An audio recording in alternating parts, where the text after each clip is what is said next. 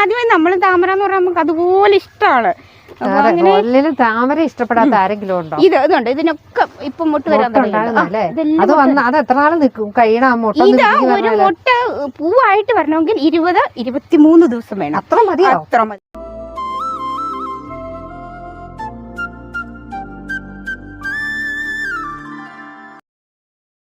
ഇന്ന് ഞങ്ങൾ നിൽക്കുന്നത് വെള്ളിമലയിലുള്ള ജ്യോതി ചേച്ചിയുടെ വീട്ടിലാണ്. ചേച്ചി എങ്ങനെയാണ് ഈ 16 തരം താമരകൾ കൃഷി ചെയ്യുന്നതെന്ന് നോക്കാം.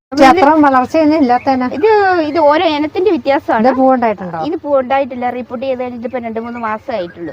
അപ്പൊ അത് നമ്മൾ വളം കൊടുത്തോണ്ടിരിക്കുന്ന റിപ്പോർട്ട് ചെയ്ത് കഴിഞ്ഞ ഒരു മാസം കഴിയുമ്പോ നമുക്ക് ഇതിന് വളം കൊടുക്കാം. അപ്പൊ അതിലൊക്കെ പൂവുണ്ടായിട്ടുണ്ടോ? അതിലൊക്കെ പൂവുണ്ടായിട്ടുണ്ട്. അത് പിങ്ക് ക്ലൗഡ് എന്ന് പറയും. അതിനകത്ത് 2 സൈസ് ഉണ്ട്, വൈറ്റ് മിറാക്കിളും പിങ്ക് ക്ലൗഡും അങ്ങനെ പറയുന്ന 2 സൈസ്. എത്രയാന്ന് പറഞ്ഞാൽ അതിന്റെ ഇല കാണുമ്പോ തന്നെ താമരയുടെ ഇല എന്ന് പറഞ്ഞാൽ താമരയുടെ ഇല നല്ല രസമാണ്. അതാണ് 1000 പെറ്റൽ, അൾട്ടിമേറ്റ് 1000 പെറ്റൽ എന്ന് പറയും. നിറച്ചും 1000. ഈ താമരയുടെ പ്രത്യേകത എന്താന്ന് വെച്ചാൽ ദേവീദേവന്മാരുടെ ഇരിപ്പിടമാണെന്നാ പറയുന്നത് ഈ 1000 ഉള്ളത്. അതുകൊണ്ട് തന്നെ നമ്മൾ അതിനെ അതുപോലെ നടുക്ക് നല്ല പീഠം പോലെ അതുകൊണ്ട് നമ്മൾ അതിനെ അതുപോലെ നല്ല ഇതായിട്ടാണ് നോക്കുന്നത്, സംരക്ഷണം കൊടുക്കുന്നത്. റിപ്പോർട്ട് ചെയ്ത് നമ്മൾ അതുപോലെ നോക്കുന്നുണ്ട്. അതിന്റെ കറക്റ്റ് അതിന് വളരാനുള്ള ഒരു ക്ലൈമറ്റ് ഉണ്ട്. അതായി കഴിയുമ്പോഴത്തേനും അതിങ്ങനെ കിഴങ്ങായി ട്യൂബർ ഫോം ചെയ്യുന്ന ഒരു സമയമുണ്ട് ഇതിന്. അതായത് ഒക്ടോബർ നവംബർ മാസങ്ങളിൽ ഇത് ഡോർമെൻസി പീരീഡ് എന്നാണ് പറയുന്നത്. അപ്പൊ ആ സമയത്തിന് ട്യൂബർ ഫോം ചെയ്യും.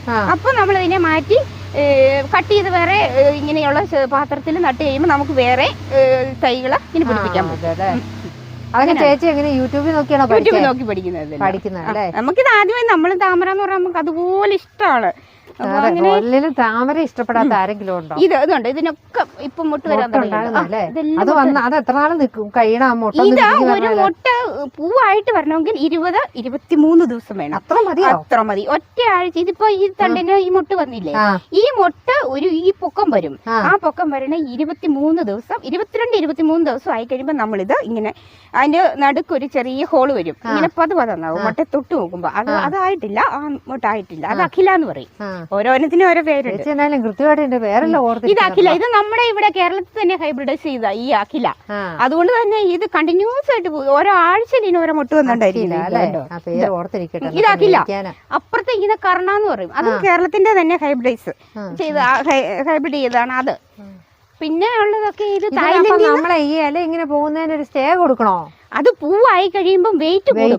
ആ പൂവ് ഒടിഞ്ഞു പോകാതിരിക്കാൻ വേണ്ടിയാണ് ഇത് കൊടുത്തേക്കുന്നത്. ഈ മഴയൊക്കെ വന്നു കഴിയുമ്പോ പൂവിന് ഈ വെള്ളം ഇറങ്ങിയിട്ട് കനം കൂടുതലേ. അപ്പൊ വളം എങ്ങനെയാന്ന് പറഞ്ഞേ?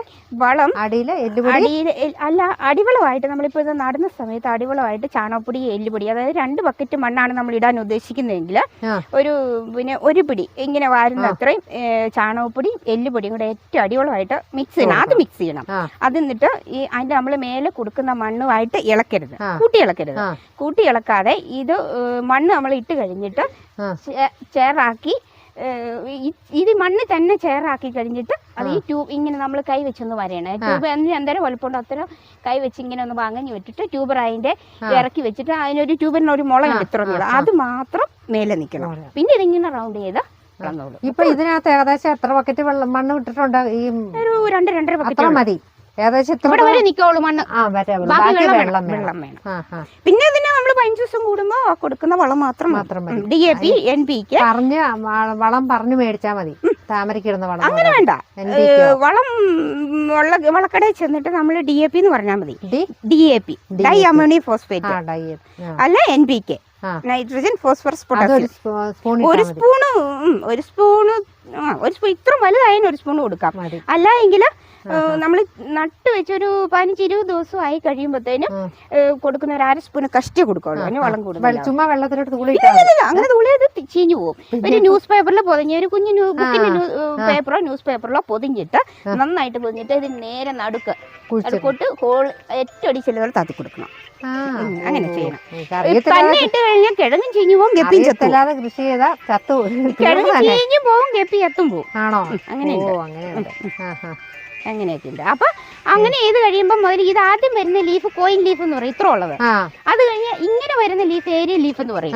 അത് കഴിഞ്ഞ് ഇതാണ് ഈ സ്റ്റാൻഡിങ് ലീഫ്. ഈ സ്റ്റാൻഡിങ് ലീഫിനൊപ്പമാണ് ഇങ്ങോട്ട്